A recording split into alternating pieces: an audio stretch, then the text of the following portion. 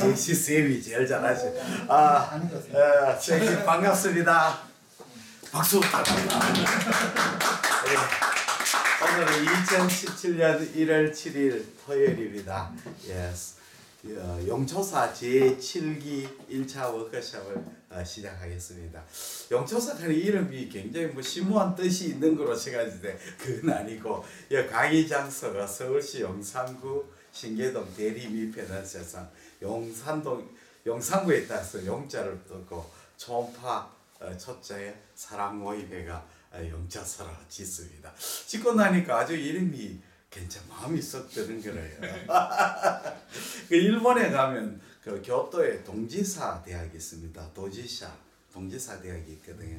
우리나라에 유명한 누굽니까 시인도 동지사 대학을 연세대학 나오고 동지사 대학은 사람이 있죠. 그 뭡니까 그 유명한 서시 썼는 윤동주죠. 예, 그도 동지사 대학 나왔죠. 그래서 사자부터는 모임이 괜찮은 것 같습니다. 뭔가 좀 비밀 결사 단체 같기도 하고 소림사 같은 느낌. 소림사는 우수를 연마하는 스님들의 절이죠. 그래서 용차사 일정은 7기 일정이 이렇게 쭉 되었습니다. 토요일 일요일 하고 제가 이제 불가피할 때는 수요일 합니다. 다른 날은 다 괜찮은데 5차가 오후가 되었습니다. 왜 그러냐면 그날 제가 1월 15일 날 알피니언에서 하는 초음파 아카데미에 강의하러 나가야 되거든요. 쌤들 여기 오시면 좋습니다. 내가 카톡에 단체 카톡에 알피니언 아카데미 일정을 올려드리겠습니다. 이거는 알피니언 초음파 회사에서 운행하는 초음파 아카데미입니다. 1월 15일 날 오전 9시부터 12시 반이고 서울 지하철 마포역 2번 출구 스타벅스 건물에 딱 내리시면 2번째 스타벅스인데 그 건물이 일진 빌딩인데요. 8층에 오시면 9층이 지부입니다. 강당에 이제 있습니다. 여기서 초음파 워크숍을 하거든요. 오시면 무료입니다. 거기에 이제 등록을 어디 하는지는 제가 월요일 카톡방에 다 일정하겠습니다. 많은 분이 오시거든요. 여기는 한 40분 정도 오십니다. 그래서 강사 3사람이 나눠가지고 행정도 하고 그렇습니다. 아주 오시면 강의하고 기본 강의, 그 다음에 정례 토의, 라이브 데몬스트레이션, 그다음 커피 브레이크고 행정 코스 그런 코스입니다. 예, 공지를 해드리겠습니다. 그 다음에 오늘 처음 만나시고 보니까 제 개인 소개도 해드리겠습니다. 혹시 저 강의를 들어보신 분 손 들어보십시오. 네, 다들 오셨네. 감사합니다. 선생님, 여기 중에서 내과는 몇 분이 되십니까? 3분. 가정의학과 2분. 내과 3분, 가정의학. 제가 이제 용차사에 보면 가정의학 선생님들이 많이 오십니다. 내과 선생님보다. 왜 그러냐면 가정의학 선생님들은 내과 선생님보다 더 현실에 좀 민감하지요. 내과를 좀 수련하면 초음파가 왜 중요한지 잘 모르게 됩니다. 그리고 내과 선생님들이 대부분 약간 좀 학문적인 그런 게 있죠. 그래서 나는 초음파가 별로 필요 없을 거다 생각했는데 현실은 그렇지 않죠. 갑자기 개업을 해야 되거나 또는 개인위원회에 근무하거나 이러면 개인위원 원장님이 제일 요구하는 게 바로 초음파지요. 그렇게 요즘은 또 내년 10월부터 초음파가 전면 보험화가 됩니다. 보험화되니까 초음파가 필수가 됐습니다. 과거에는 소화기 내시경 하는 사람이 이런 분들은 초음파 안 해도 되지만 이제는 초음파가 안 하면 곤란한 지경이 됐습니다. 그래서 많은 분들이 이제 초음파가 보험화돼 걱정을 많이 하세요. 왜냐, 초음파가 보험되면 정부가 사정없이 삭감을 하지 않겠는가 이런 걱정도 하고 그런데 제 생각에는 저는 반대로 생각합니다. 왜 그러냐면 초음파 삭감이 쉽지 않습니다. 예를 들자면 우리가 갑상선 환자가 왔는데 우리 갑상선 검사를 안 합니까? DSH도 하고 안티마이크로소마 안티바디하고 그런 검사를 쭉 했는데 심평원에서 삭감을 했습니다. 그러면 내가 환자한테 이야기를 하거든. 아니 전번에 당신이 검사인데 안티마이크로소마 안티바디가 삭감된 데 가면 환자가 뭐라고 했어요? 무슨 말인지 이해도 못할 뿐더러 그 다음 하는 말, 이 사람이 필요 없는 검사를 해가지고 내한테 뭐 덮어 쓰는 거 아니니 이런 오해하는 사람도 있습니다. 어떤 사람. 그렇지만 초음파는 안 그러죠. 배가 아파 초음파 했는데 초음파를 삭감했다 하면 환자가 뭐랄까 하겠습니까? 아니 내가 배 아파 초음파 했는데 왜 심폐원에서 삭감하는 거야? 그러면 그 항의 전화하십시오. 그럼 당장 하지요. 그래서 내 생각에는 절대로 심폐원에서 삭감을 마음대로 할 수 없습니다. 그거는 쉽지 않습니다. 삭감하면 민원이 계속 쏟아지기 때문에 자기들도 쉽게 못합니다. 두 번째 이제 우리가 초음파가 사실은 원래 보험되는 게 저 개인적인 입장에서는 잘 됐다고 생각합니다. 왜냐하면 심폐원이 지금 흑자가 연 3, 4년째 흑자가 돼가지고 그 다음에 초음파가 대선 공약이었지 않습니까? 그래서 정부에서는 초음파를 안 할 수가 없는 거지요. 그래서 초음파 수가가 비교적 잘 후하게 측정이 됐습니다. 뭐든지 수가가 처음 정해지면 그걸 바꾸기가 지극히 어렵습니다. 그렇죠? 뭐 그렇습니까? 그걸 올리기도 어렵고 내리기도 어렵습니다. 쉽지 않습니다. 그래서 우리가 심폐원에서 수가가 그래도 괜찮을 때 흑자인 상태에서 우리가 대한임상초음파학회하고 내과학회하고 여러 학회들이 교섭을 해가 수가가 후하게 책정돼서 다행스럽습니다. 물론 내년 초에 올 초에 이제 그 건정심의원회에서 최종 통과가 있어야 되는데 아마도 10% 정도 삭감을 각오해야 됩니다. 왜냐하면 산부인과도 마지막 최종심에서 10% 삭감됐거든요. 그래도 괜찮습니다. 그리고 항목별로 이렇게 세분화되어 있기 때문에 우리 여러 가지로 유리한 점이 많습니다. 그래서 저 개인적인 생각은 원래 초음파가 보험이 되는 것이 내년 전年이런 것보다는 훨씬 유리하다 이렇게 돼서 그 다음에 저에 대해 소개를 조금 드리겠습니다. 저는 이제 대구 사람이죠. 72년도에 경북의대를 들어가서 경북의대에서 인턴 에이전트 마쳤습니다. 내과 했죠. 왜 내과를 했냐면 우리 아버님이 공무원인데 군대에서 6.25 참전해가지고 병 때문에 군병원 입원을 하셨더니 군의관이 제일 좋아 보였습니다. 그래서 아들을 군의관을 의사를 만났는데 사실은 저는 의사하고 좀 스타일이 안 맞는 사람입니다. 고등학교 때는 문과였었거든요. 좀 그걸 좋아하죠. 뭐 역사라든지 국어라든지 이런 걸 되게 좋아해가 고등학교 2학년 때 문과 하다가 우리 아버님이 의과대학을 보내기 위해서 이과를 보냈어요. 사실은 손재주가 굉장히 없습니다. 뭐 칼질, 바느질 이런 걸 정말 못하거든요. 그러니까 대학 들어가 경북의대 들어가 인턴 레지던트인데 응급실에 수치를 하면 위에 연차한테 만날 머리입니다. 왜냐하면 그 당시에는 응급실에 인턴도 이제 PK도 수치 많이 했습니다. 막 응급실 환자 와야만 안면부 말고 이 팔다리 이런 데는 보고 간단한 거는 심플 수치 다 맡기거든. 야, 니 해라. 그런데 하고 나니 야, 니는 수치라고 했네. 내가 봐도 안심해요. 그래서 도저히 못 하겠다. 그 다음에는 석가를 하려고 생각했습니다. 얼굴이 좀 차일디시하지 않나요? 그래서 석가가 그 당시 인기가 굉장히 좋았습니다. 그걸 못 하겠어요. 왜냐하면 애들 왜 스칼프 비엔에다 이렇게 찔러야 되잖아요. 백구를 쳐가지고 이게 보통 거니까 이래 찌르는 것도 못해요. 그래서 할 것이 결국은 내과를 하게 됐습니다. 내과를 했는데 내과는 조금 소질이 맞았습니다. 왜냐하면 문과적 소질이 있으니까 뭐를 잘하느냐면 A와 B가 같은 점, 틀리는 점 이런 걸 잘하거든요. 그리고 수학, 통계, 물리하고 뭐 하지만 역사, 사회, 국어, 독일어 이런 거는 굉장히 잘했습니다. 그래서 예과 때는 엄청 고생했는데 본과 때는 너무 성적이 왜냐하면 수업을 들어보니까 선생님이 무슨 문제를 낼지를 눈에 원해 뭐 이런 거예요. 그러니까 문제 시험 나올 문제를 공부하고 시험 안 나올 걸 공부 안 하는 거예요. 그게 쉽게 말하면 쪽집게 소질이 있었습니다. 초음파를 처음 만났는 거는 사실은 내가 경구의대 내과 할 때 우리 경구의대에서 2년 차 때 아주 원시적인 초음파 기계가 하나 들어왔는데 별로 저 뒤에 좀 눌러주십시오. 별로 많이 하지 않고 그냥 통화하고 위에 통화 밑에 눌러주시면 돼요. 예. 많이 하지 못했어요. 그래서 저놈이 앞으로 굉장히 필요하겠다는 생각이 들었어요. 그런데 뭐 한 번도 해보지 않았죠. 그 다음에 군대를 마산통합회를 군의관으로 3년간 근무하고 그 다음에 이제 제가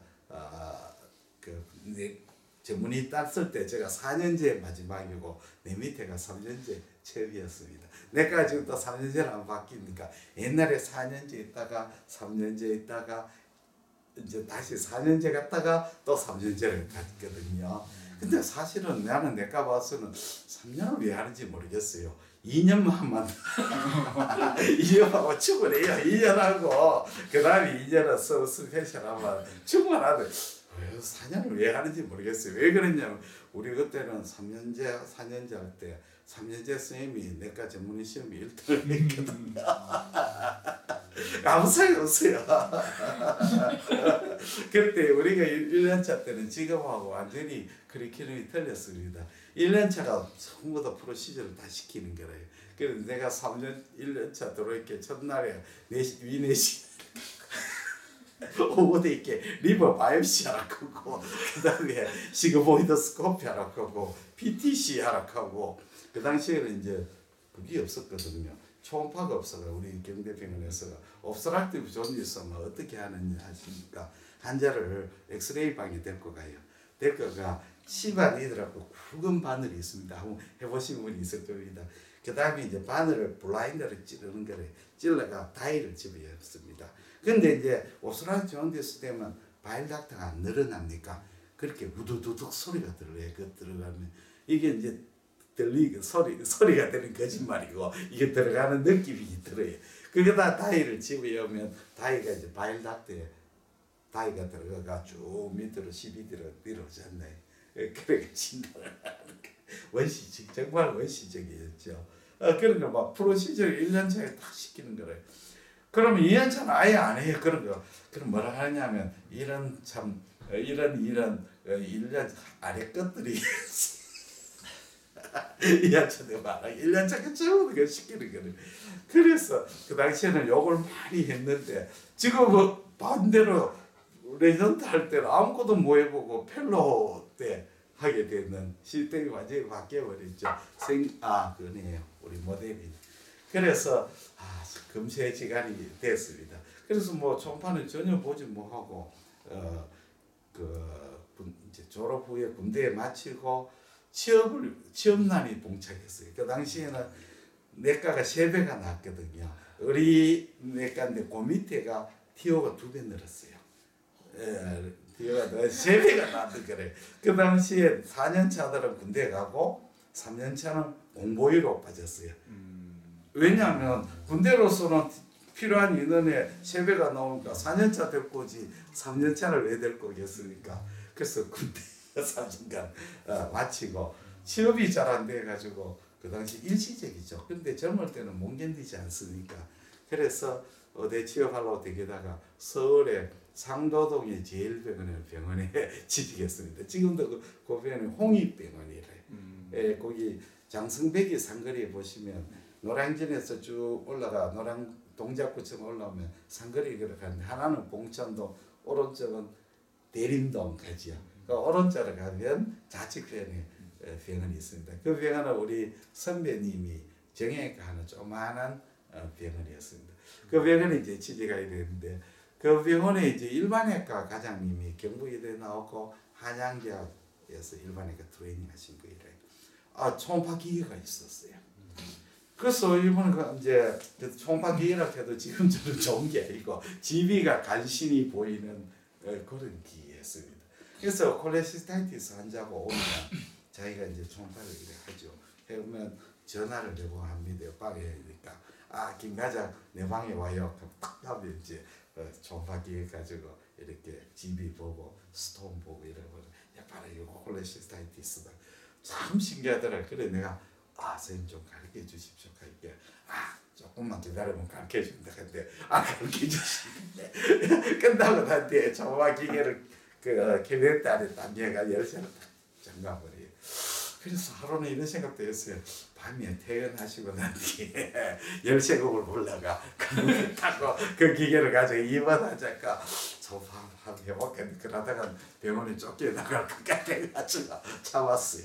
88년에 제가 개업했습니다. 개업을 했는데 대구에 갑자기 우리 아버님이 명예퇴직하게 돼가지고 대구 갑자기 개업하게 됐는데 88년 개업하고 초음파를 인연을 맺었는 것이 95년도죠. 그러니까 7년 동안에 초음파도 생각도 안 했죠.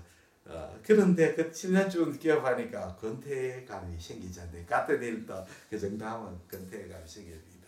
그런데 우리 병원에 인근에 대경 영상의학과로 그 개업을 했어요. 이분이 이제 CT를 갖다 놓고 이제 초음파 그 영상의학 개업했는데 이분이 이제 판초하러 우리 병원에 왔습니다. 진료실에서 한번 들고 그래 와가 형님 저 초음파 한번 배워보실랍니까?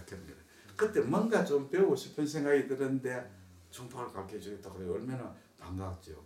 그래서 초음파 기계 가르쳐주나 기계 뭐 사면 되냐? 메디슨에 소노에이스라는 기계가 있는데 그거 샀어요. 그걸 샀더니 이제 선생님 와가 가르쳐 주는 거예요. 한 5일 정도 아침에 한 1시간 정도 와가지고 내한테 이제 스캔법하고 가르쳐주고 난 뒤에 그 다음에 뭘 하느냐면 형님 이제 잘해보십시오. 근데 이분이 왜 내한테 초음파를 가르쳐줬을까요? CT를 오다받기 위해서 그렇죠. 내가 환자가 그때는 굉장히 많았거든. 그 동네가 약간 못 사는 동네였습니다. 로 소수 이코노미거든요. 1가구 1주택 3가구 내지 4가구 사는 동네. 1주택 3가구 무슨 뜻인지 압니까? 방마당 가구예요. 잘 알으시죠. 저는 여러 집이 있으면 주택이 있으면 한 방에 한 가구예요. 한 방에 3명 4명 살게요. 인구 밀도가 엄청 그러니까 환자들이 굉장히 많죠. 많았습니다. 그래서 이제 이 분이 내가 그럼 초음파를 초음파 모르지 않나요? 잘 모르죠. 그럼 무조건 이제 조금 이상하면 전부 CT를 보냅니다. 근데 CT를 보내면 영상의 선생님 화를 내겠습니까? 좋아하시겠습니까? 좋아하지요. 맞습니다. 그 당시에는 초음파 비보험이었습니다. 비보험이었어요.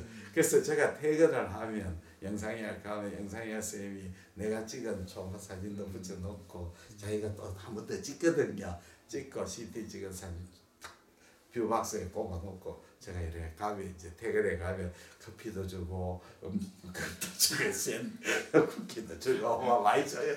그래서 형님 오늘 보내신 한잔 이 한잔은 뭐고 초음파에 의뢰 나옵니다. 그래서 6개월 정도를 배우니까 뭔가 좀 개념이 잡혔어요. 그래서 저는 늘 이런 말합니다. 초음파 배우는데 러닝 커브가 어느 정도 됩니까? 그러면 속담에 서당계 3년이면 풍어를 얻는다 하는데 초음파는 6개월 정도 하면 됩니다. 하게 돼. 그러면 내가 6개월 정도. 그 다음에 초음파는 처음에는 스캔법이 어려웠는데 두 번 다음에 조금 더 해보니까 이제 초음파 책을 사보니까 도저히 이해 못하겠어요. 그래서 이제 초음파에 우리가 에코가 아이소 에코, 고에코, 저에코, 무에코 이런 게 나오는데 이게 왜 나오는지를 원리가 책에 아무데도 없어요.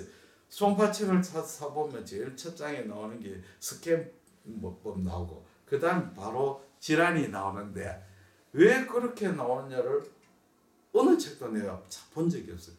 그러니까 책을 다 보면 머리가 딱 아프기 시작해요. 자, 해망지음화가 고에코로 나오는데 조금 더 읽어보니까 해망지음화 고에코지만 뭐 커지면 뭐 믹스드 에코 나올 수 있고 무에코로 나올 수도 있고 아이소에코로 나올 수 있다. 뭐 이런 식으로. 그럼 한 질환에 한 에코 같으면 얼마나 좋은데 한 질환에 뭐 이럴 수도 있고 저럴 수도 있다.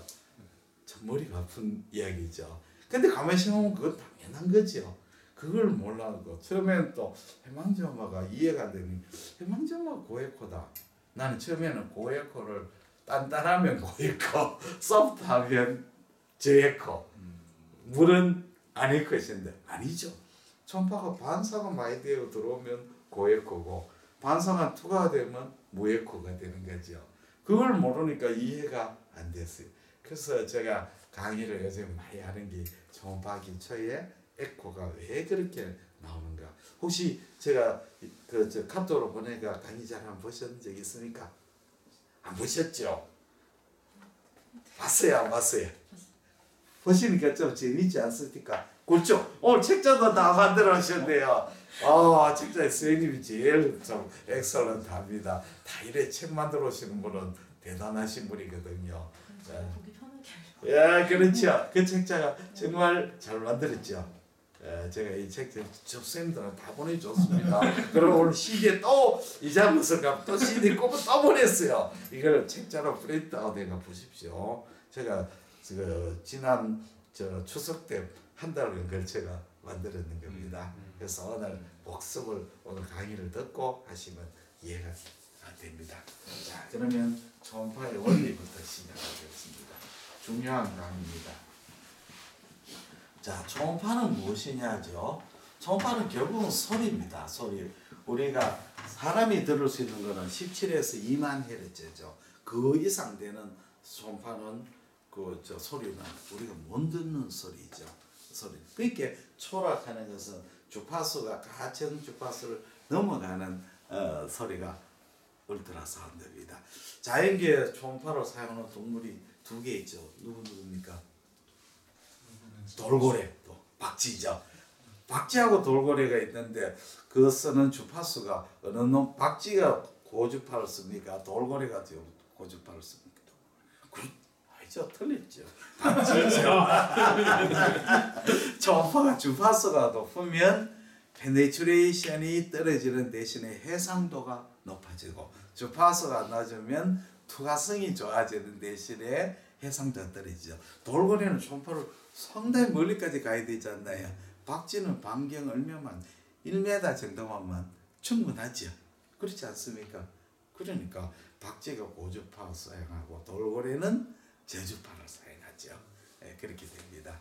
자, 그러면 초음파가 원리가 이렇게 탐촉자에서 초음파가 나오가 물질을 통과하게 되겠죠. 물질을 통과하면 어떤 현상이 일어나냐? 첫째는 투과가 되어버리죠. 투과. 이건 잘 안 되네요. 투과가 되면 초음파에서 하나도 돌아오는 게 없으면 새까맣게 나오겠죠. 무에코가 되는 거죠. 자, 그 다음에 강한 반사체일 때는 초음파가 와가 부딪혀가 대부분 돌아오면 반사가 강한 반사일 때는 고에코가 나오겠죠. 고에코가 나옵니다. 자, 그러면 또 초음파가 가지고 아주 반사가 적게 되면 반사가 많이 되면 강한 거에 적게 되면 약간의 고에코가 되겠죠. 약한 고에코. 그 다음에 또 가는 게 산란이 있습니다. 산란. 이게 이제 초음파가 빔이 물질에 부딪혀 옆으로 퍼지게 되죠. 이 퍼지는 초음파 중에 일부는 다시 되돌아오는 거죠. 산란을 일으키면서 일부는 흡수가 되고 일부는 되돌아오고 반사가 되는 거죠. 그러니까 초음파 빔이 이렇게 와가지고 옆으로 이렇게 퍼지죠. 퍼지면서 이것이 일부가 다시 돌아오는 거죠. 산란이죠. 산란을 일으키는 거죠. 산란이 잘 일으키는 건 어떤 조건이냐면 강한 반사체하고 또 반사체가 물질의 매질이 다양한 물질이 있을 때 고에코를 일으킵니다. 많이 들어. 가령 지방이 요래 있고 여기에 간 조직이 있다. 초음파가 지방에서는 이 반사를 일으키거든요. 그러나 아주 석회한 만큼 강한 반사를 일으키지는 않아요. 그래서 초음파가 와가지고 지방을 와가 일부는 반사하고 일부는 산란을 일으킵니다. 그러면 주위의 간 조직하고 부딪혀가 일부는 돌아오고 일부는 그냥 밑으로 빠져버리고 흡수가 되죠. 그렇죠. 그래서 지방간이 고에코로 보이는 메커니즘은 지방간을 폐시해서 부딪히면서 일부는 돌아오고 일부는 산란돼 가지고 주위의 간 조직하고 부딪히면서 다시 돌아오는 거죠. 그래서 고에코를 만드는 거죠. 예, 이런 거죠. 예, 이렇게 됩니다. 그래서 요 메커니즘을 아시면 이해하겠습니다. 그러면 이제 본격적으로 시작하겠습니다. 초음파에서는 에코가 나누면 강에코, 고에코, 그 다음에 저에코, 무에코, 그 다음에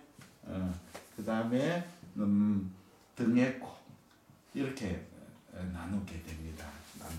그 5개로 나눈 거죠. 예. 그러면 강에코는 뭐냐? 강에코는 우리가 강에코는 고에코는 똑같은데 이제 개념적으로 하면 그 후방 음영을 동반하는 강에코를 고에코를 강에코를 합니다. 대표적인 것이 우리가 스키아가 됩니다. 우리 리버나 조직에 스키아가 있으면 칼시피케이션이 있으면 초음파가 이 스키아하고 강한 반사를 일으키죠. 강한 반사를 일으켜가지고 이 초음파가 반사를 일으키고 서서히 흡수가 되가 나중에 뒤에는 후방 음영을 만들게 됩니다. 후방 섀도를 만들죠. 섀도를 만들게 됩니다. 그래서 우리가 초음파가 우리 물질을 통과할 때 각 물질을 통과하는 임피던스가 정해져 있는데 물질을 통과하다가 임피던스 차이가 많은 물질하고 부딪힐 때는 강하게 반사를 합니다. 나중에 또 설명을 하겠습니다. 그 다음에 우리가 강하게는 쓰는 공기가 되죠. 예. 자, 우리가 초음파를 할 때 젤을 대지 않습니까? 왜 젤을 들겠습니까? 첫째는 우리가 쓰는 의학용 초음파는 3에서 15메가헤르츠인데 엄청나게 높은 주파수입니다. 메가가 100만이거든요. 300만 헤르츠입니다. 엄청 높죠. 우리가 가청수가 2만인데 300만은 엄청 높은 주파수거든요. 왜 그러냐면 우리 인체가 사용하는 주파수는 뎁스가 20cm 정도만 충분하지 않습니까? 요 단면이 20cm. 그러니까 강한 주파수를 사용하거든요. 이런 3MHz 정도의 강한 주파수는 공기를 잘 통과를 못합니다. 그래서 젤을 발라가 매질을 통해 가지고 잘 통과하도록 하는 거죠. 그 다음에는 젤을 붙인 마음 스킨하고 접촉도가 좋아지는 거죠. 그래서 젤을 씁니다. 그 다음에 에어는 그러니까 정상적으로는 못 통과하죠. 아주 에어가 작은 열 때는 그냥 점상 고에코로 나옵니다. 점상 고에코. 에어가 좀 더 많을 때는 이렇게 대상 밴드점 이렇게 나오고 에어가 좀 더 상당히 많을 때는 뒤쪽에 섀도우를 동반합니다. 섀도우. 이 섀도우는 클리어한 섀도우가 아니고 더티 섀도우죠. 그러니까 에어는 치밀하지 않으니까 에어 사이에 초음파 빔이 통과하니까 이렇게 뒤에 이렇게 더티한 클리어한 섀도우. 또 초음파의 에어가 공기방울이 이렇게 에어가 있고 공기방울이 있고 공기방울 안에 액체가 보이는 수가 있습니다. 액체가 보이면 이 사이 공기방울 사이에 액체가 있고 공기방울이 있으면 어떤 현상이 생기냐면 링다운 아트팩트가 됩니다. 링다운 아트팩트. 이렇게 고에코 안에 선상으로 이렇게 링다운 아트팩트 이렇게 되죠. 그 다음에 공기가 아주 많을 때는 리버버레이션 아트팩트 반향 현상을 만듭니다. 대량을. 이 이제 초음파를 해보면 위나 장간에 가스가 많이 취할 때는 이렇게 반향 현상을 이렇게. 이런 소견은 이제 공기를 시사하는 중요한 소견이 되거든요. 다음에는 우리가 에코로 쓰는 고에코를 이야기를 합니다. 우리 이제 고에코의 대표적인 것은 아까 말씀드린 같이 이제 지방이죠, 팻이죠, 팻인데, 지방간이 이래 있으면 간의 위에는 지방하고 많이 반사가 돼가 고에코로 나오고 밑에는 초음파 빔이 많이 감소돼가 리브가 에코가 떨어져 버렸죠. 왜냐하면 초음파가 통과하면서 포면에 있는 간세포하고 많이 부딪혀가 오니까 페네트레이션 통과하는 게 별로 없으니까 뒤쪽에는 끊겨 보이죠. 그렇죠. 이걸 음량 감쇄가 일어나는 거죠. 음량 감쇄가 일어나는 거죠. 자, 그러면 지방이 고에코로 보이는데 모든 그러면 지방은 고에코로 보여요. 그렇지 않습니다. 이게 초음파에 공부할 때 늘 중요한 것은 초음파의 에코는 절대치가 아니고 상대평가입니다. 상대평가. 이렇게 성적을 했는데 절대평가가 아니고 상대평가예요. 예를 들자면 우리가 대표적인 게 있어요. 키드니를 이렇게 보면 키드니 사이누스 중심 에코 복합체죠. 중심 에코 복합체는 고에코로 나오거든요. 아주 강한 고에코. 자, 중심 에코 복합체가 고에코로 강한 고에코로 나오는 것은 중심 에코 복합체가 강한 고에코는 요거는 조직학적으로 보면 사이누스가 이렇게 있죠. 펠비스. 그렇게 신우가 있고 신대가 있습니다. 신우 주위에는 여러 가지 조직이 있죠. 팻도 있고 결합 조직도 있고 혈관도 있고 림프틱 조직도 있고 베슬 림프 조직도 있고 여러 가지 조직이 있습니다. 이 조직이 신우를 둘러싸고 있죠. 그래서 초음파 빔이 신우를 요 조직을 통할 때 강한 반사를 일으키가 고에코가 되는 거죠. 무슨 뜻이냐면 신우가 있는데 신우 주위에 여러 조직이 들어가 있습니다. 그 조직하고 신우하고 이제 강한 음향 계면차를 일으키가 반사를 일으켜 고에코로 됩니다. 그런데 신우 주위에 지방이 침착이 되면 이 중심 에코 복합체 에코가 높아지겠습니까? 낮아지겠습니까? 낮아지는 거죠. 쉽게 말하자면 자, 세계에서 육상 100m 최고 잘 뛰는 게 미국 대표팀 올림픽 금메달을 맡아놓고 있잖아요. 육상 400m 계주. 그렇죠? 100m, 100m 뛰는데 그 대표팀에 우리나라 최고 잘하는 400m 계주 선수를 이으면 미국 대표팀 왜 되겠어요?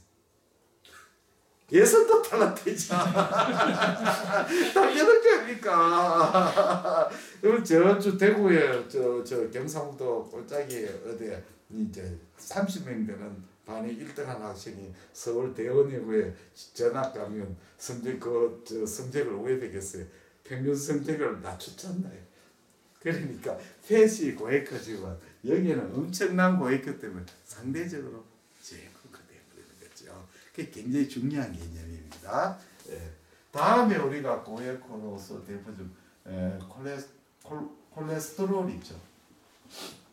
자, 콜레스테롤의 고에코인데 대표적인 게 우리가 집이 이렇게 보면 콜레스테롤 결석이 있고 그 다음에 콜레스테롤 폴립이 있습니다. 폴립이 이렇게. 자, 폴립하고 콜레스테롤 결석의 감별점이 뭐죠? 내가스요. 콜레스테롤 스톤하고 폴립의 감별점. 움직인다. 그렇죠. 움직인다. 또 하나 있죠.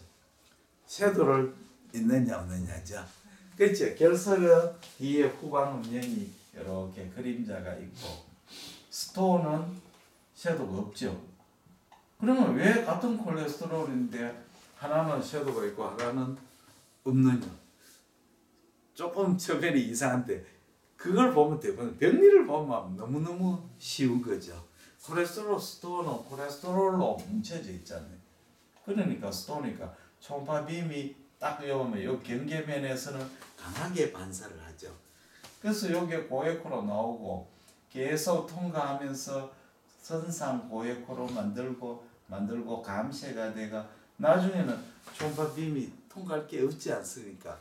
자, 그러면 콜레스테롤 폴립은 도대체 왜 생겼느냐? 콜레스테롤 폴립하고 우리 몸의 시름에 혈액의 하이퍼콜레스테롤레미하고 관계 있습니까? 없습니까?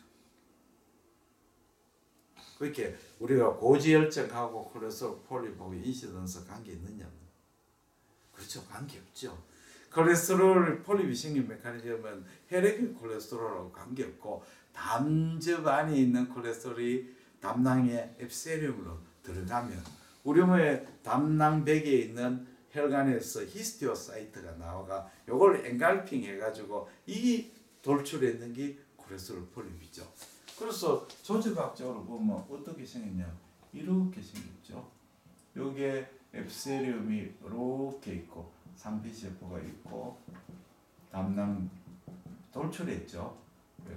요 안에 히스티오사이트가 딱 있는 거죠.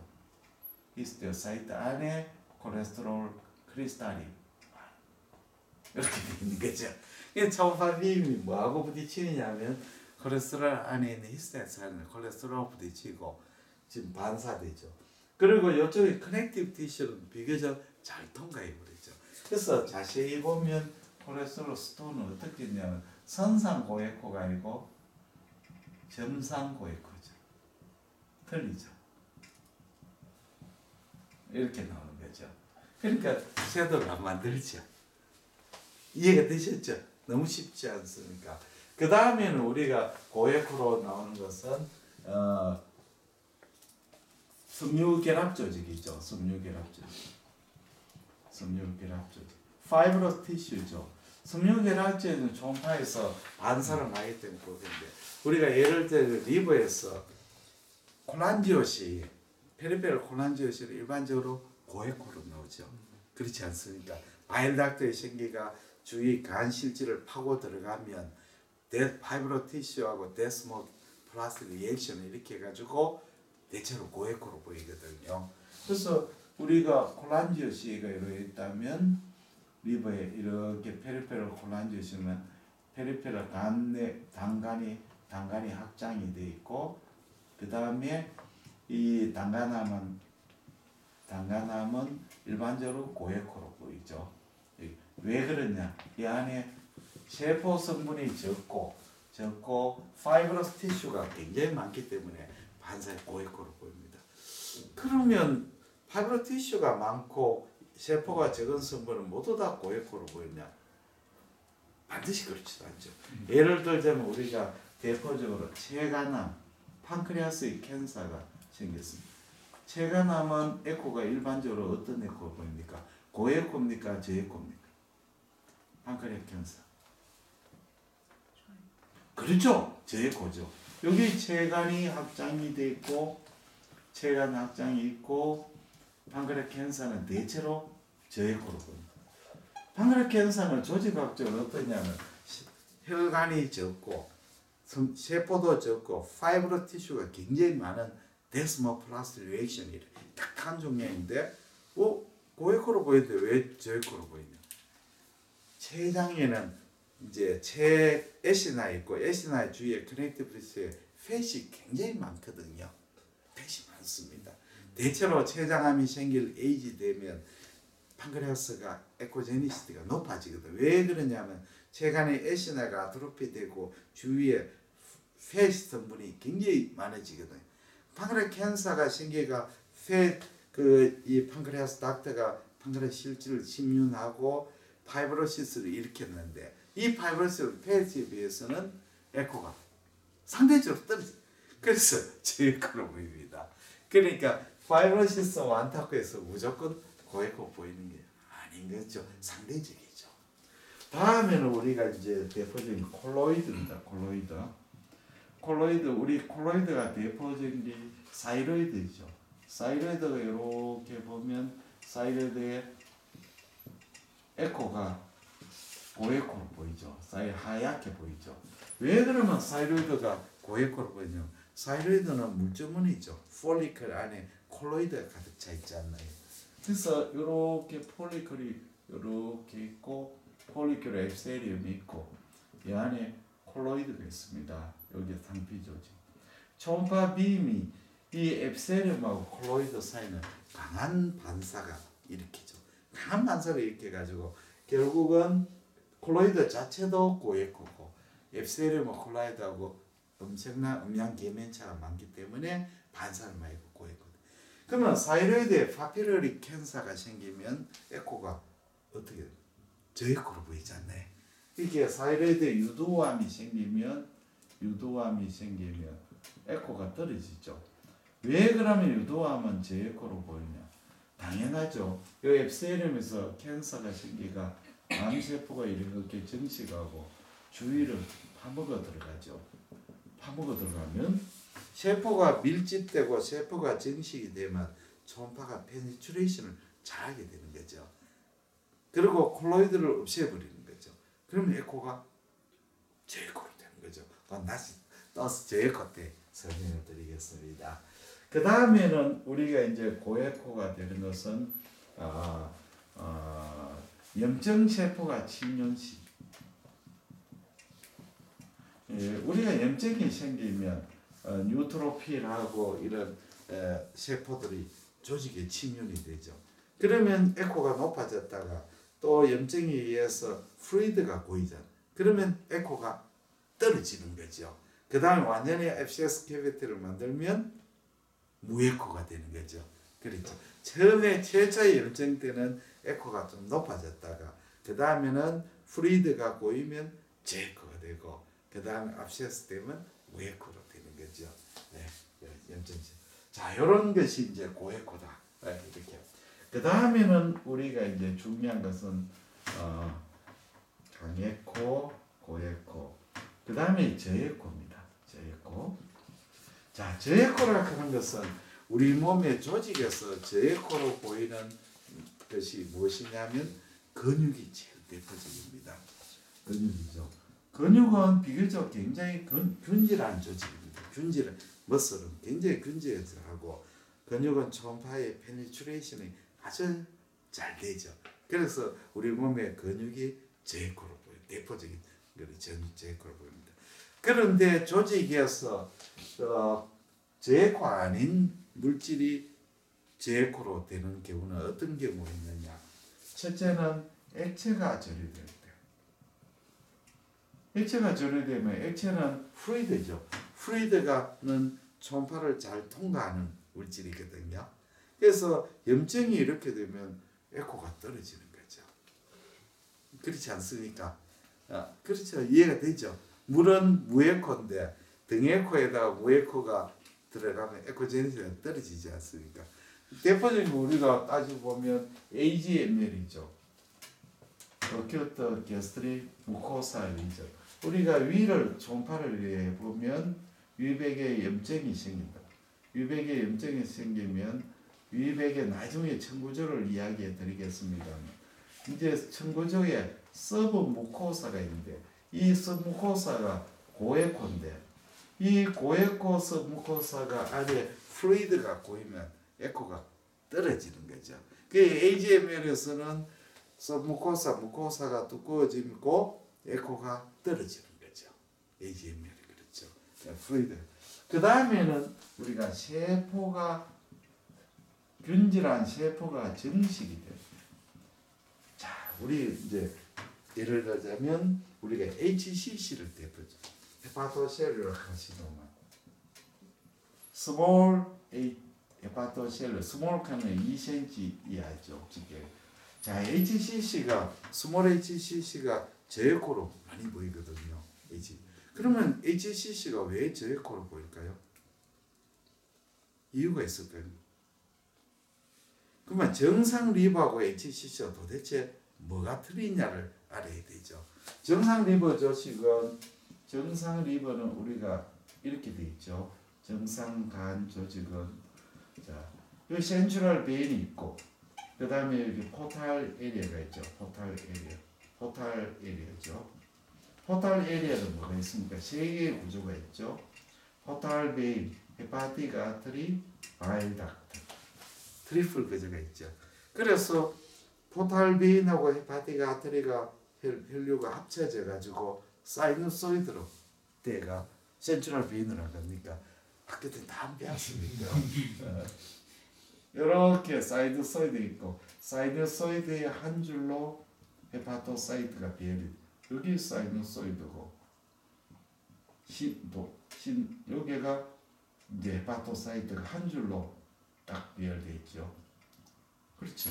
그러니까 헤파틱 아트리하고 포탈 베인 혈류가 합쳐져가 사이노소이가 센트럴 베인을 가는 거 아닙니까? 여기 정상 리버의 구조잖아요. 그렇죠. 그런데 HCC가 되면 어떻게 되느냐? HCC의 세포가 정상보다 훨씬 더 증식을 하는 거죠. 그리고 헤파토사이트가 정상 리버보다 간 세포보다 크겠습니까? 작겠습니까?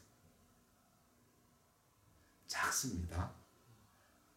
정상 리버 헤파토사이트 암 세포는 작고 유크리오스가 사이토플라즘보다 훨씬 더 큰 NC 레이셔가 높아지고 세포는 작아지는 거죠. 그리고 밀집이 되는 거죠.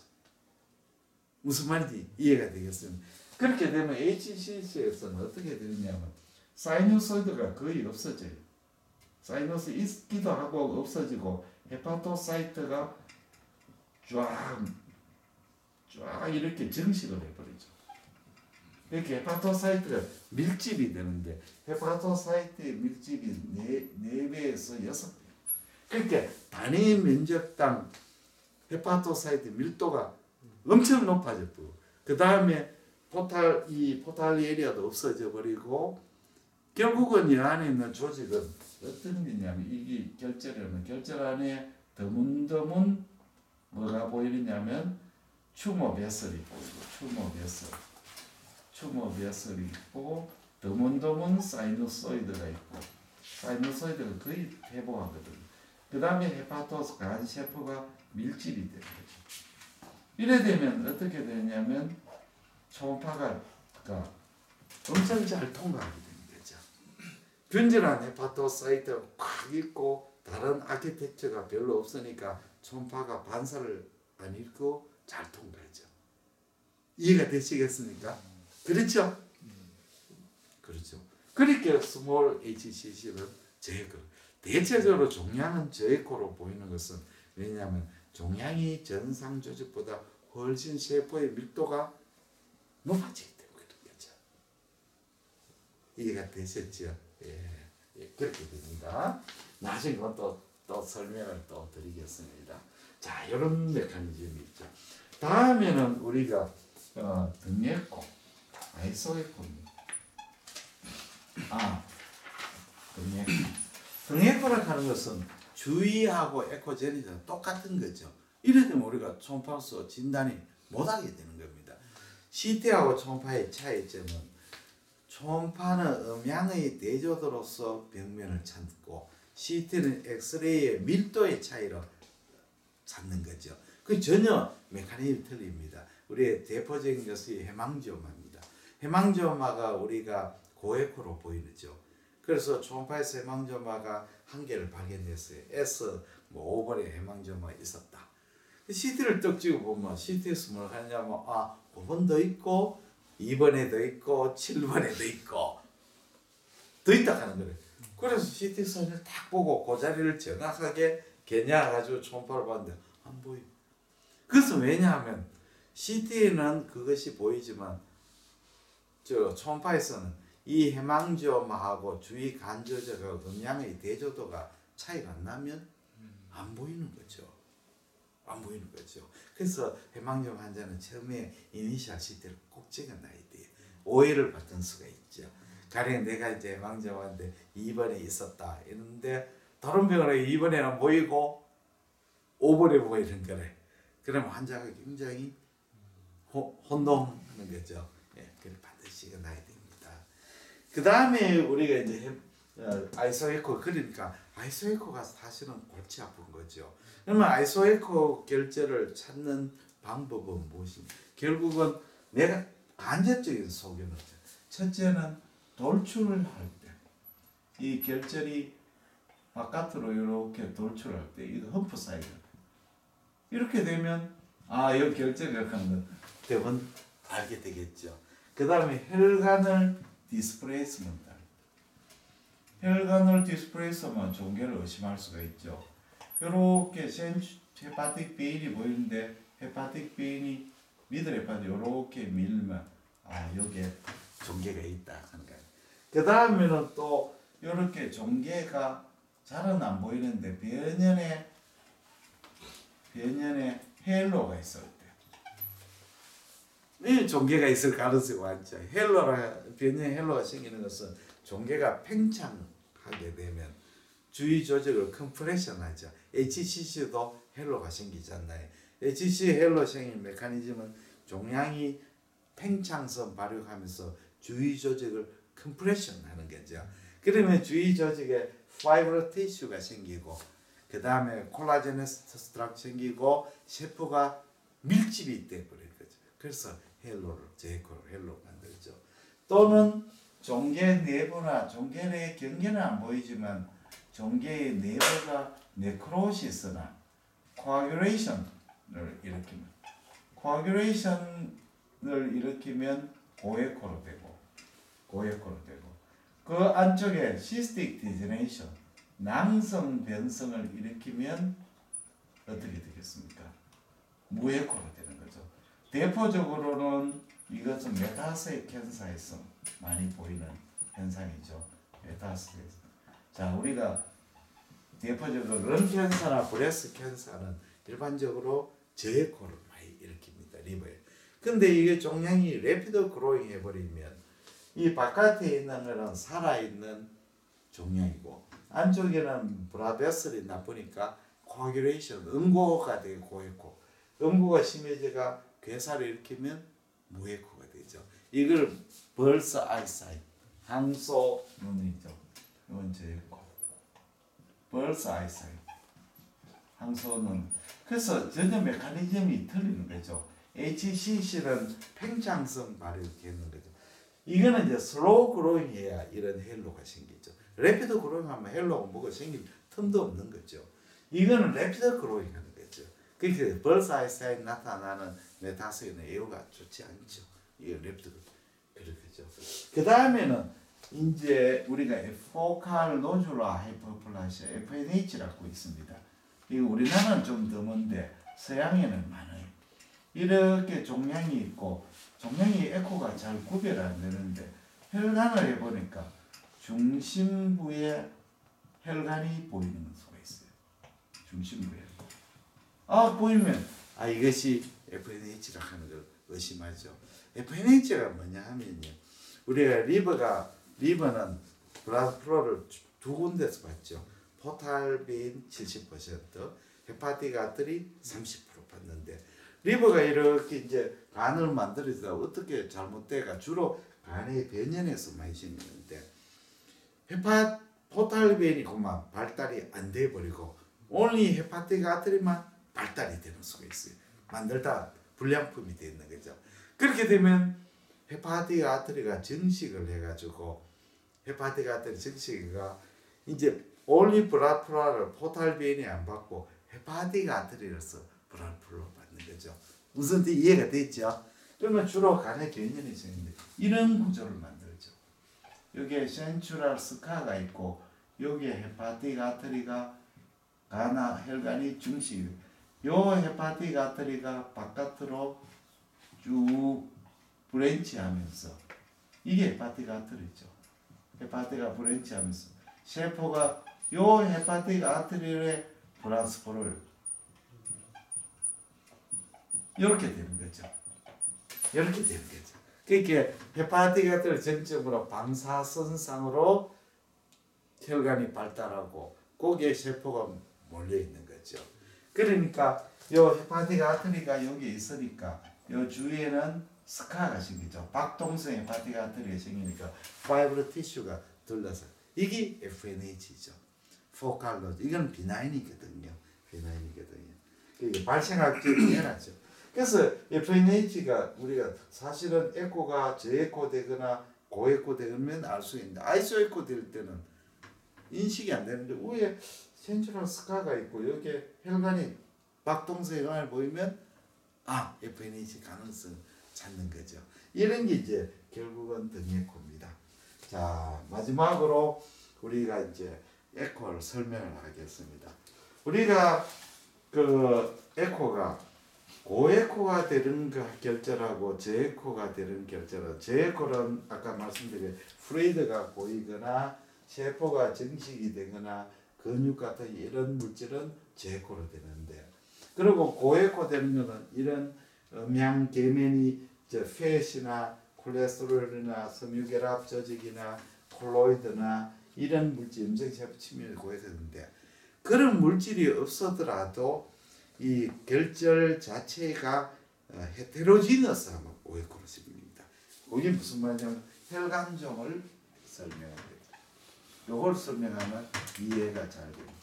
자, 우리가 간의 혈관종이 고에코로 보이는데 혈관종은 어떤 있냐면 조직학적으로 보면 무산 바스큘러 레이크로 구성되어 있죠.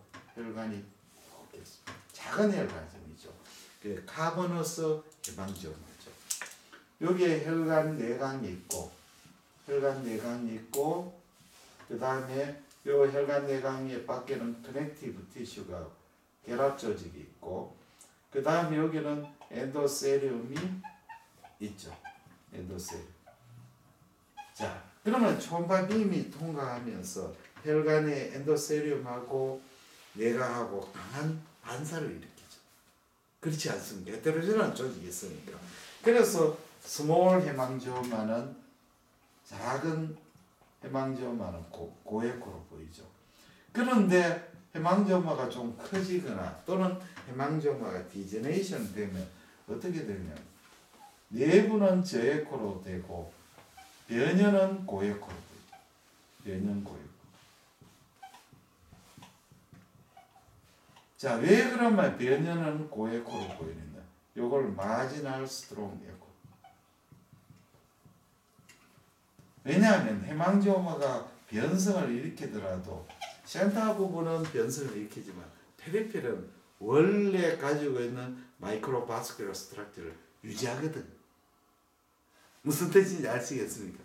이런 작은 마이크로바스큘러 스트럭처를 변연은 유지하고 센터 부분은 혈관이 늘어나 버리는 거예요. 그러면 혈관이 늘어나면 왜 되겠어? 초음파 빔이 페네트레이션이 잘 통과되가 에코가 떨어져 버리잖아요. 당연하죠. 자, 그런데 문제는 이런 마지막 스트롱 에코 있는데 이 환자가 LC 환자에서는 어떤 일이 생깁니까? 마지막 스트롱 에코가 소실됩니다. 주위가 고에코 되면 마지막스를 파묻혀 버리잖아요. 그렇죠? 그래 되면 이것이 해망지오마인지 HCG 구별이 안 되는 거죠.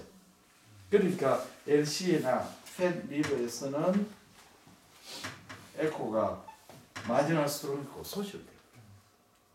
그러니까 결국은 주위 여건에 따라서 다양하게 되는 거죠. 고에코로 될 수 있고 안에 헤테로지너스 할 수 있고 LC 안에서는 해망날 팻 리버에서 전혀 에코가 마지막 스트롱이 없어지는 거죠. 이런 식으로 되는 거죠. 그러니까 주위에 어느 스트럭처가 아주 헤테로지너스가 반사를 많이 이렇게 되면 에코가 고에코로 된다. 중요한 소견이죠. 자, 그러면 이제 마지막으로 무에코로 또 설명을 드립니다. 무에코의 대표적인 것이 시스트죠. 낭종. 자, 우리가 헤파틱 시스트가 대표인데 그러면 헤파틱 시스트는 도대체 어디서 생기는 겁니까? 오리진이 어디예요? 간낭종. 어디서 생겼어? 도대체 간낭종 어디서 생겼어요? 에? 바일닥트에서 생겼잖아요. 바일닥트가 양쪽에 옵스트럭션 되고 거기에 딜라테이션 되가 생겼잖아요. 리날 시스템은 어떻게 생겼어? 맨 주불에서 주불이 딜라테이션 돼 있잖아요. 그렇지 않나요? 그 대체로 헤파틱 시스템은 컨제니탈한 경우가 많고 리날 시스템은 어카이어드가 많습니다. 왜 그러냐면 헤파틱 시스템은 이제 태생기에 불량 바일 닥터가 있었는데 여기 좀 더 성장하면서 여기 이제 딜라테이션 되고 그 안에 물이 고이는 거죠. 근데 이제 리날 시스템은 대체로 어카이어드가 많아요. 왜냐하면 리날의 추불이 이렇게 내려오는데 추불에 이제 소변이 내려 각종 독성 물질이 내려오다 보면 주위에 이제 커넥티브 티슈들 데미지를 일으키고 인플레이션 되기가 옵스트럭션 되면서 그게 늘어나 버리는 거죠. 그 메커니즘이 가이드 많습니다. 일단 자, 그러면 시스트는 우리가 초음파에서 어떤 소견을 보여?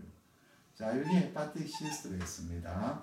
자, 시스트는 아까 말씀드린 물이니까 무에코로 초음파가 잘 통과하죠. 뒤에 뭐가 생깁니까? 후방 음량 증강이 있죠. 자, 그러면 헤파틱 시스트에 왜 물 뒤에는 후방 음량 증강이 생길까요? 초음파가 물을 통해서 초음파의 강도가 높아져가 그런 겁니까? 아니죠. 우리가 초음파 기계를 어떻게 세팅해 놨느냐면 기계에서 처음부터 뒤까지 균질하게 보이게 해서 뒤쪽으로 음폭을 증강시킨다. 안 그러면 위에는 하얗게 보이고 밑에는 검게 보일 거 아닙니까? 그렇게 처음부터 끝까지를 잘 균질하게 보여서 뒤쪽으로 그 신호를 증폭시킨다. 우리가 아까대학 다닐 때 많이 느끼죠. 1등이 성적을 60점 맞고 꼴찌가 40점을 맞으면 40점 너무 과하다. 30점을 맞겠다. 이렇게 되면 40점을 플러스해가 100점, 70점이 나옵니다. 이러면 저는 딱 통과. 불행한 사태가 가끔 생깁니다. 1등이 90점 되고 꼴찌가 30점 되면 10점밖에 못 합니다. 그러면 반 이상이 제시를 쳐야 됩니다. 이런 거 그렇잖아요. 그렇잖아요. 그래서 점수를 매기잖아요. 우리가 과대 다 그렇게 매깁니다. 자, 그렇게 초음파가 이 물을 통해서 후방 음량 감시를 안 되니까 뒤쪽에는 많이 지나가요. 그래서 초음파가 이렇게 이제 후방 음량 증가가 납니다. 자, 두 번째 헤파틱 시스트는 그 안에 에피셀리온 라인이 돼 있죠. 아주 얇은 에피셀리온입니다. 그래서 트루 시스트죠. 에피셀리온입니까? 자, 트루 시스트하고 슈도 시스트의 차이점이 뭡니까? 트루 시스트와 슈도 시스트.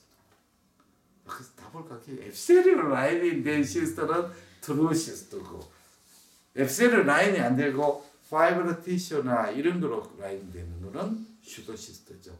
대표적인 게 뭡니까? 판크레아스 슈도 시스트. 판크레아스 슈도 시스트는 왜 생겼습니까? 판크레아타이티스가 판크레아닥트에서 플루이드가 막 나오면 비상사태잖아요. 낙동강 페놀사태 되면 왜 됩니까? 제일 먼저 빨리 펜스를 쳐가 이 유해 물질이 부산을 안 가야 되지 않나요? 부산 당하고 부산으로 사람들 다 페놀 물 먹어야 되잖아요. 그 빨리 펜스를 쳐요. 우리 몸에 판크레아타이티스는 잽싸게 우리 펜트 와가지고 덮어서가 그걸 생기는 게 파이브로 슈도 시스트죠. 그렇게 트루 시스트일 때는 이 경계가 아주 스무스하죠. 그렇게 헤파틱 시스트는 월이 스무스합니다. 왜냐하면 에피셀리온 라인이 되기 때문에 그렇습니다. 이제 이해가 됐죠? 자, 그 다음에 중요한 것은 초음파가 간실절하고 시스터 사이는 음양 계면차가 굉장히 큽니다. 우리가 큰 물질은 초음파의 비임에 통과하는 정도가 정해져 있거든요. 속도가 벨로시티가 정해져 있어요. 근데 요거하고 요건 차이가 엄청 크기 때문에 어떤 일이 생기냐면 요 경계면에서 반사를 많이 해요. 그래서 여기에 고에코가 보이고 여기에 고에코로 보여요. 굉장히 중요한 소견입니다. 이게 바로 시스터를 시사하는 소견이죠. 그렇죠? 그 다음에 초음파 빔이 이렇게 이 바깥에 간조직하고 물하고는 벨로시티가 틀립니다. 여기에 간조직은 벨로시티가 속도가 빠릅니다. 높고 빠르고 고속이고 물은 초음파가 저속입니다. 그래서 고속에서 고속 초음파 빔이 잘 통과하는 빨리 통과하는 물질에서 적게 통과하는 느린 물질로 갈 때는 초음파 빔의 각도가 안으로 굽어버립니다. 초음파 빔이 그러니까 여기 경계면에서 이렇게 오면 안쪽으로 굽어 들어가요. 그러면 여기가 뭐가 생기냐면 라테럴 섀도우가 생겨요. 그래서 헤파틱 시스트는 축방 음영이 나타나거든. 이거는 월이 뚜껑가 생기는 게 아니고 물하고 주위 조직하고 초음파가 굴절을 일으키는 거죠. 굴절을 일으켜가지고 월 두께 때문에 그런 게 아니고 굴절 때문에 리프레시. 우리 물에다가 젓가락이 굽어가 보이죠. 굴절을 일으키는 거죠. 예. 이게 이제 소견이죠. 자, 이게 왜 중요하냐면 HCC하고 감별 때문에. 우리가 HCC를 이야기했지만 HCC는 이제 에코가 이런 HCC가 있습니다. HCC 에코가 저에코로 보이는 경우가 많습니다. 아까 말씀드렸지만 스몰 해포가 밀집이 되면 초음파 빔이 잘 통과해가 저에코로 보이죠. 자, 무에코하고 저에코하고는 사실은 종이 한 장 차이죠. 야구에서 3할대 타자하고 2할 9푼 구리하고 시즌에 몇 개 차이가 있어요. 3개 내지 4개밖에 안 납니다. 한 시즌 프로 통산. 근데 페넌트 레이스 마치고 저 연봉 협상을 해야 되는데 2할 9푼 구리 되면 굉장히 곤란해요. 야구에서는 3할이 돼야만이 강타자고 2할 9푼 되면 평범한 타자죠. 평범한 타자예요. 2할 오픈되면 굉장히 곤란해요. 2할 오픈되면 아주 수비를 잘해야 돼요. 그러니까 예를 들어 유격수라든지 유격수는 세컨드라든지 2루수 3루수는 그걸 못해도 좀 타격이 못해도 수비를 워낙 중요하니까 1루수는 무조건 홈런 자익수도 마찬가지죠. 그러니까 이 잡스 얼마 차이 안 나요. 그런데 리버가 특파인데 이것이 HCC냐 메타세 헤파티스 하늘과 땅 차이잖아요. 큰 문제죠. 그러면 결국 감별 포인트가 뭐냐? 자, 시스터는 이것도 무했고 이것도 제거 사실은 반발의 차이밖에 안 나죠. 그 다음에 후방 음량 증가인데 이것도 후방 음량 증가가 있어요. 왜냐하면 이 워낙 균질하게 감쇄를 적게 하니까 후방 음량 증가. 이것도 후방 음량 증가. 근데 후방 음량 증가가 강하지는 않죠. 다음에 요거는 이제 HCC는 헤파틱 시스터는 앱세리언을 하니까 스무스하지만 요건 좀 일레귤러하죠. 근데 사실 이것도 차이가 미시한 차이죠. 약간 일레귤러하고 요건 스무스하고 요건 좀 일레귤러한데 사람 보는 눈에 따라서 뭐 스무스하고 일레귤러는 개인차가 많으니까 그렇죠. 그 결정적인 차이는 뭐냐면 요걸 봐야 돼. 여기에 고에코가 있느냐 없느냐. 여기에는 요 리버하고 요 리버는 본질적으로 큰 차이 없죠. 여기 셰퍼가 밀도가 높다는 거고 요건 밀도가 낮았다는 거죠. 요거는 시스터 물이고 요거는 간식은 이거는 완전히 틀립니다. 그래서 HCC는 요런 경계면의 고에코인데 요거는 경계면의 고에코가 없는 거예요. 그게 제일 중요한 소견이 됩니다. 그래서 우리가 지금까지 이제 내가 고에코젠에 있어서 다 설명을 했습니다. 너무 간단한 얘기인데 이 책에 보면 아주 상세하게 한번 보여주십시오. 이 책에 상세하게 설명되어 있죠. 돼 있죠. 이걸 오늘 강의 듣고 들으면 이해가 다 됩니다. 그러면 다시 이제 총론으로 들어가겠습니다. 우리가 이제 야구를 볼 때 가장 이제 수준을 닮아 가장 나면 내가 LG 팬이라고 그래. LG 막 열심히 하면 LG 이겼다 좋아하면 이제 1등급 제일 밑바닥 야구 팬이죠. 그 다음에 두 번째 수준은 어떻게 했습니까? 오늘 LG가 이겼는데 기아한테 이겼는데 LG의 승리 비결은 뭐 투수가 워낙 잘해가 점수를 와가가 투수의 공로다. 오늘은 뭐 우리 팀의 4번 타자가 워낙 잘해가지고 점수를 이거는 두 번째 단계이겠죠. 승인 페인을 하는. 세 번째는 뭐겠습니까? 오늘의 게임의 분수령이 뭐였는데 그 당시에 이제 우리가 LG 감독이 뭐 7회에 뭐 원아웃이 뭐 1, 2루 했을 때 어떤 작전을 펴가지고 그것이 적중해가 이겼다. 이거는 아주 높은 수준의 야구 팬이죠.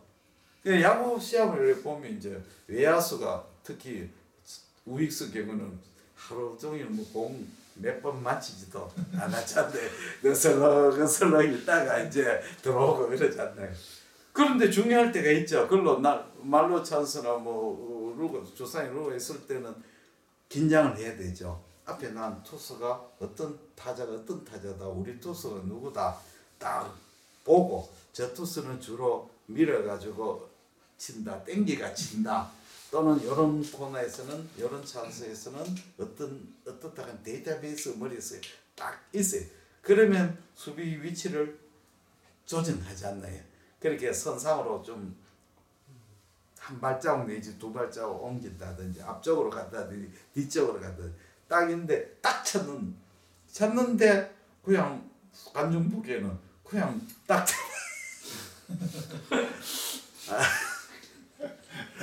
그러면 평범한 프라이를 잡았다 이러시가 반대는 경우였어요. 멍청하지 앉아있다가 선상으로 날아가가 허겁지겁가가 다이빙 캐치해가 잡았다 말이에요.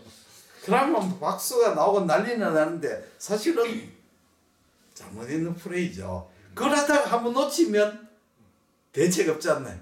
주자 1수 3루타가 돼버리는 거죠. 정신 없어지는 게. 그러니까 결국은 보는 사람은 모르지만 엄청난 차이죠. 그러면 초음파로서 뭐냐, 아주 평범한 이제 1단계는 초음파를 두고 간에 결절이 보이네. 그러면 CT, 간에 결절이 있어. CT, 레카멘드 CT가 1단계죠. 2단계는 간에 결절이 있는데 이게 보면 HCC를 가능이 뭐고 세그멘트 몇 번에 무슨 몇 센치 크기에 무슨 결절이 보인다. 2단계죠. 이 정도 되면 이제 괜찮은 단계죠. 그러면 3단계는 도대체 어떻게 해야 되느냐? 이게 HCC 결절을 보이는데 이거는 CT에서 어떻게 나올 거고 MRI에서는 어떻게 나올 것이다. 예측을 하는 거죠. 그리고 예측에는 그 사진을 보고 CT 보고 내가 생각했던 대로 CT 영상에서 이렇게 나왔고 그 다음에 MR에서 T1에서 어떻게 나오고 T2에서 어떻게 나오고 그 다음에 인핸스먼트 사진에서는 다이나믹 CT는 왜 나오고 이 단계는 아주 3단계 이래 되면 이제 고급이죠. 이 사람은 아주 고급이 되죠. 마지막 단계는 뭐냐? 빙의를 하는 사람이죠. 이것이 초음파에서 이래 나왔고 CT 이랬고 MRI에서 이래 나왔는데 이렇게 나오는 것은 병리 조직학적으로 이러한 구조를 가졌기 때문에 병리하고 병리 소견을 거꾸로 해가 초음파 CT MR을 다 해석을 해버리는 거죠. 그러면 이건 4단계죠. 그런 사람 많아요. 그래서 병리과 선생님들, 영상의학 선생님들 병리를 많이 하시는 분이 굉장히 많거든요. 예를 들자면 대구에 옛날에 영상의학과 대구가 굉장히 셉니다. 왜 그러면 대구에 옛날에 경북대학에 그 영상의학 교수님이 지금도 살아계시는데 우리나라 CT를 가장 먼저 들었습니다. 경희대학의 경희대학 영상의학과 교수인데 이름을 갑자기 잊어먹. 그분이 이제 경북대학에 있었는데 왜 오셨냐면 이제 평양에 데려가고 김일성이가 싫어가지고 피란 일사한테 피란리로 왔는데 다시 또 올라가려고 하니까 서울 올라가려고 하니까 또 보따리 쌀까 싶어가 옛날에 그런 분 많았습니다. 경북대에 그런 분 많았어요. 김일성이 싫어가 내려왔는데 서울에서 또 전쟁 나 보따리 또 쌀까 싶어 그냥 주저앉았었어요. 그래서 이분이 아주 영상의학 대가였습니다. 정말 잘. 그래서 이제 미국에서 CT 공부하고 그 다음에 우리나라 최초로 경희대학에 CT를 들어갔거든요. 난리 났어요. 전국의 CT 쪽으로 다 경희대학 다 갔어요. 내 동기도 경희대학에 많이 갔어요. 그 영상의학과에 CT 배우 공부하러. 그러니까 그 제자들이 이제 많이 김순용 선생님, 김순용 교수, 영상의학 대원로죠. 그 밑에 서수지 선생님이라고 있었는데 이분이 이제 경대 나오고 이제 그또 경희대학 가가지고 총파 CTMR 공부하시고 또 대구 어디로 가 부산에 와서 고신대학 교수하고 대구의 계명대 교수인데 진짜 대가이시고 이분은 뭐 대단한 부신이거든요. 술도 매일 술 드셔. 매일 술 드시고 나는 이번 처음 뵀을 때 학회에 듣고 있는데 내 옆에 이제 동산 계명대학 컨퍼런스면 내 옆에 웬 대머리를 가지신 분이 주무시고 계시는 거예요. 근데 입에서 술 냄새가 나는 거예요. 아침부터 얼마나 술을 먹게 아침까지 술 먹고 코까지 고시는 거지. 코도 아주 약하게 고시. 그러더니 또 깨시더니 이제 불이 탁 켜지잖아요. 그러니 이제 선생님이 갑자기 앞으로 나오시더니 컨퍼런스를 그거 했는 정리를 설명하는데 뭐 막힘 없이 막 하나도 안 보시고 그냥 다 해설을 하는데 이론이 뭐 아주 정연하고 이 뭐 아주 논리적 백리과에서부터 더욱 잘 아시는 거래. 그러니까 관중 사람들이 다 압도해버리죠. 그래서 난 놀래가 저 사람 누구야? 그렇게 야저 쌤은 서수지 쌤 모르시냐? 그러니까 그래 알았거든. 이분이 이제 헤파토블라스토마로 돌아가셨어요. 정년퇴직 직전에 돌아가셨어요. 참 아까우시 보이지. 그래서 참 병리를 잘 알면 굉장히 도움이 된다. 저도 이제 병리를 배운 동기가 뭐냐면 마지막으로 다리를 지금부터 한 8년 전인가 테니스 레슨 받다가 다리를 부렀습니다. 내 공을 밟아가 넘어져 이제 발리 연습하다가 그래서 동대구 동산병원에 입원해가 수술을 했습니다. 프랙처 디스로케이션 됐거든요. 피모 티비아 다 이거 해가지고 그래서 핀 받고 병원을 부득불 2달간 쉬게 됐어요. 그때 한여름이었습니다. 그래서 이제 재활의학과에 치료받으면서 재활의학 동산병원에 재활의학 맞으면 해부병리과거든요. 여름이 그때가 6월달, 5, 6월달이었거든요. 그래서 날씨는 덥고 집에 있으니까 참 불편하지 않나요? 병원도 쉬고 그러니. 그래서 이제 해부병리과가 날씨가 에어컨이 빵빵하고 좋지 않습니까? 그래서 해부병리과에 가가지고 여기에 가가 좀 있어도 되겠냐 하고 그래 가가 옆에 이제 병리하는 거 옆에서 봤어요. 보니까 재밌더라고요. 내한테 막 묻기도 해요. 이 병리쌤이 야 이게 뭐냐 물어봐. 아 이거는 뭔 것입니다. 그럼 자기들도 나도 하루 종일 믿겠고 그 다음에 이제 그로스를 봤어요. 그 이제 막 고기가 막 들어오잖아요. 아 이게 뭐구나. 이게 보니까 정말 재밌어요. 이제 수술에는 스페시면. 그래 해부병리과 선생님도 굉장히 힘들다 하는 알았어요. 정말 우리만 힘든지 병리과 선생님도. 그래서 병리과가 제일 재밌은 게 일주일에 한 번씩 병리과 모임을 또 하는 거예요. 그 진단이 어려운 케이스 있잖아요. 그걸 가가 슬라이드를 다 보고 있는데 투표를 마치 헌법재판소에 와요. 소수 의견, 다수 의견. 투표하더라고. 나는 그 전에 이랬어요. 병리는 보면 무조건 답이 나오잖아요. 이제 진단이 애매하면 투표를 해가 3대2, 뭐 4대1, 뭐 이런 식으로 투표. 그래도 해결이 안 되면 그 슬라이드 미국으로 보내더라고요. 보내가지고 답 이제 받고. 병리가 절대 답이 나오는데 아이구나. 그 다음에 제가 갑상선을 배웠어요. 그 당시에 그 병원에서는 10년 되겠다. 병원에 이제 개명이되는 해부병리과에서 FNL을 하더라고요.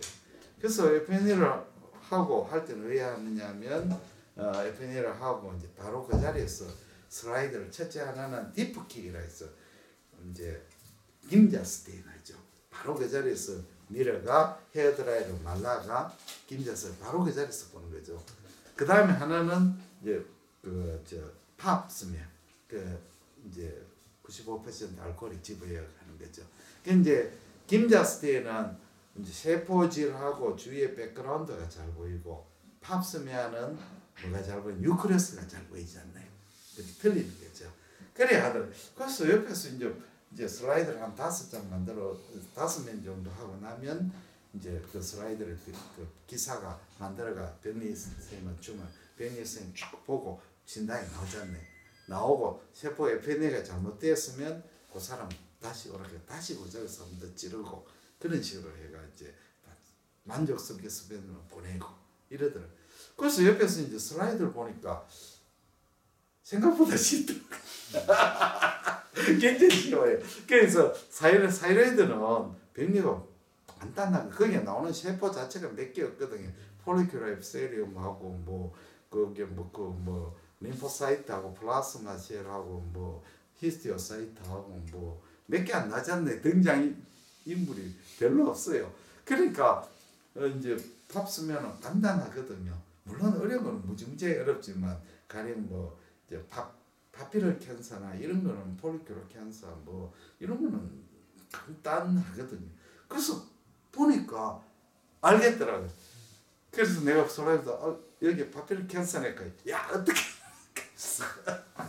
쉬워요. 굉장히 쉬워요. 그래서 제가 이제 연수를 마치고 2달을 마치면서 마지막에 뭘 했느냐면 이제 식사를 내게 됐는데 대구에 유명한 신천 떡볶이라고 들어보신 적 있습니까? 안 들어봤어요. 인터넷 쳐보면 봅니다. 여기는 대구는 날씨가 무지무지 덥잖아요. 더운 지방의 음식은 인도 음식은 뭐다? 카레죠. 왜 카레를 먹게 되겠습니까? 카레를 먹는 게 첫째는 사람이 더울 때는 카레 같은 걸 먹어야 정신이 또 카레가 그게 무슨 효과가 있느냐면 음식물의 부패를 방지하는 효과가 있거든요. 보존 효과가 있어요. 병충해가 카레한테는 안 되거든요. 대구의 신천 할머니 떡볶이는 카레를 넣거든요. 그 소스에다가 카레를 넣어요. 그래서 딱 먹어보면 카레 소스를 떡볶이를 못 먹게 되겠습니까?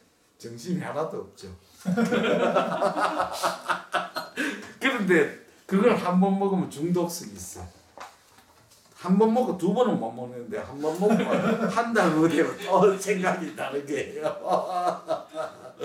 대구는 그런 날씨가 더우니까 그래 이제 신천 할머니 떡볶이 먹고 내가 어떻게 했냐면 병리책을 그걸 이제 사이로이드 책을 슬라이드로 찍어가 그걸 이제 찍어가 이제 PPT를 만들어가 이제 빔을 쌓는 거. 그래서 선생님들이 식사하면서 내가 오늘 여기에 그만두면서 마치면서 수료하면서 제가 강의를 한번 하겠습니다. 야 무슨 강의? 예 갑상선 FNA 강의입니다. 한번 해봐. 그래서 슬라이드를 탁 튀면서 이거는 뭐 하시모토 사이레이드 어찌고 저찌고 그럼 설명이 밥 먹다가 갑자기 야 그거 폴리큘러 앱셀리움 아니야. 그거는 뭐 림포사이트야. 이게 림포사이트야. 플라스마 셀 아니고 이거 폴리큘러 앱셀리움이 사이토플라즘이 떨어져 나가 네이크드 셀이야. 이런 식으로 막 설명하는. 그러니까 내가 한 1시간 강의하는데 엄청 많이 배우는 거래. 거꾸로 교육이죠. 그러니까 제일 공부를 잘하는 방법은 뭐냐? 학생이 앉아가 하는 게 아니고 선생이 하는 게 학생이 발표하고 선생은 앉아가 있고 학생 발표를 하면 틀리는 걸 교정하는 게 가장 좋은 교육이에요. 그래서 내가 그때 엄청 많이 배웠습니다. 그게 나중에 큰 도움이 돼. 갑상선 강의할 때도 병리를 아니까 이 초음파 소견을 병리로 설명을 할 수가 있거든. 도움이 많이 됐습니다. 그래서 대구에 내가 이제 금년에 11월 12월 달 작년에 경북의대 가대학에서 전화 연락이 왔어요. 본과 3학년들을 초음파 교육을 좀 해달라. 그래서 이제 재능 기부. 그래 내가 재능 기부를 했어요. 그래 본과 3학년을 그 학생을 10명을 이제 해가지고 이제 이름을 뭐라고 했냐면 용초사니까 여기는 경북대학은 동인동이거든요. 동초사. 그러니까 10명을 웃겨가 10명입니다. 인물이 다 좋아요. 전부 다 학벌이에요. 서울대, 연대, 고대, 카이스트, 그 다음에 뭡니까? 제일 나쁜 대학이 경북대학. 전부 다 이런 애들 10명을 이제 등록을 해가 야들한테 이제 어떻게 하느냐 하면 강의 자료를 미리 간담체했거든요. 6번 했어요. 6번 하고 이제 월요일날 저녁 8시부터 해서 7시부터 10시까지. 그래 강의 자료를 미리 다 PPT를 줬는 거래. 주고 애들이 PPT 봐도 모르지 않네. 그래서 내가 어떻게 했냐면 그걸 이제 프리뷰로 이제 강의를 해가지고 그걸 이제 캠코더를 제가 유튜브에 올렸어요. 그래 학생들이 PPT 보고 그 다음에 유튜브로서 자기 강의할 자료를 받는 거죠. 보고 발표를 시키는 거래. 그래 한 사람도 20분씩 시키는 거. 그럼 나는 앉아가 있어 학생 발표하면 틀리는 거 교정시켜주고 그 다음에 강의 끝나고 난 뒤에는 이제 현장 코스를 했어. 그랬더니 학생들이 엄청 좋아하는 거예요. 그래서 지금도 계속 이제 서로 이렇게 연락을 많이 뭐 오만 뭐 소리 뭐 맥주 사달라 술 사달라 뭐 그게 많이 술 사주겠다가 좋아가지고 난리 났어. 학생들 아주 잘해요. 그래서 내가 거꾸로 교육을 요번에 해봤거든. 그래서 이걸 해가 다음에 우리 영초사 마치잖네. 마치면 또 영초사 오비 모임이 되고 오비 모임을 또 내가 다 만들어가 오비 모임끼리 또 이제 지난해 다 했는 사람들 한꺼번에 모아가 이렇게 계속 카톡을 통해가 서로 내가 강의 자료도 주고 또 서로 질문도 오고 이러거든요. 여기 보시면 영초사 오비 회원이 몇 명이냐 하면 50여 명 되거든요. 50명이 이렇게 지금 자료도 보내고 내가 질문도 받고 이러거든요. 그래서 작년 한 해는 그냥 다 한꺼번에 묶었고 올해부터는 이렇게 7기, 8기, 9기 이런 식으로 묶어가지고 서로 이제 서로 친교도 다지고 강의자를 계속 내가 주거든요. 그리고 모르는 거 물으시면 돼요. 그래서 내가 결론적으로 나는 그때 가대학을 안 가야 됐죠. 가대학을 안 갔으면 그때 고대 탈락했거든요. 고대 인문대 갔으면 지금쯤 저 어디 있겠습니까? 예? 모르시 목동이나 노량진에 메가스타디 거기에서 강사를 해가 연소득을 20억씩 그걸 하면 내가 딱 맞는 거예요. 쪽집게 강사로 시험에 뭐가 나올지 딱 알아갈 거기를. 그래서 강의를 하면 굉장히 좋아합니다. 오늘 이야기가 길어져서 오늘 사람이 적게 하가 예, 그럼 대단히 감사합니다. 10분 쉬고 실수하겠습니다.